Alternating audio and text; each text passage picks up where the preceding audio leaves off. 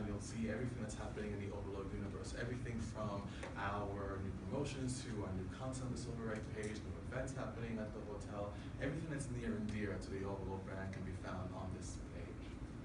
And then we have our See You Soon guides, of course, that I mentioned, which is customized to each location of the hotels where they are. And then we have social media engagement as well. Social media for us isn't just about having one Facebook page and then being done with it. We have multiple pages that our digital marketing manager manages through. There's 11 Facebook pages, one massive group page that has over 308,000 fans. Actually, it's the largest fan-based hotel group page in all of Hong Kong. And then there's an individual page for every single one of our hotels as well. You have Instagram pages, 5 of them in total. That's primarily a group page. And then you have individual pages for our star properties, mainly in Australia and the 2 of us in Hong Kong. Then of course you have the LinkedIn page as well. We don't use all the social media outlets, by the way. That's a strategy which we firmly believe is not needed. You really shouldn't have to be on every single social media page. Be only on the ones that are most relevant to your audience base. In Hong Kong, I don't know about Singapore, but in Hong Kong, Facebook and Instagram are your 2 biggest social media pages. Everything else is more or less irrelevant. Twitter is only really relevant when you're talking to the media, and that's really their main way of communication in Hong Kong. So outside of social, we have experiential events that we do as well. So live events that happen all across our hotels, music concerts, gaming viewings, meditation retreats, these are things that we'll do with other companies or our partners and align with them and bring them the experience to our hotels. And we also have cultural events. We've done things like an Indian Cultural Festival. We had another one that was celebrating jazz music, for example, about a year ago at one of our hotels. And then we have partnerships and collaborations. I mentioned India by the Bay is a cultural festival that we had in Hong Kong.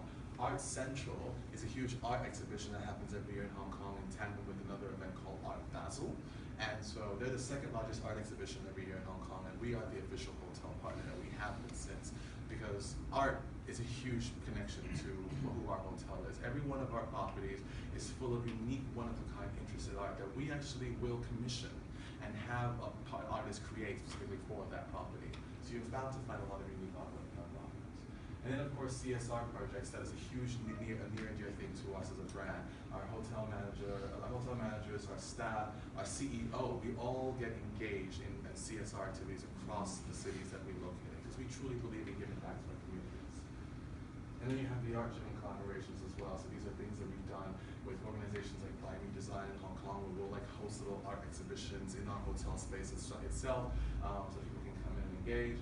Art Bank Australia is the largest collection of Australian artwork in the entire world, and we commissioned them. We did our hotels in Australia in order to fill it in with unique Australian art.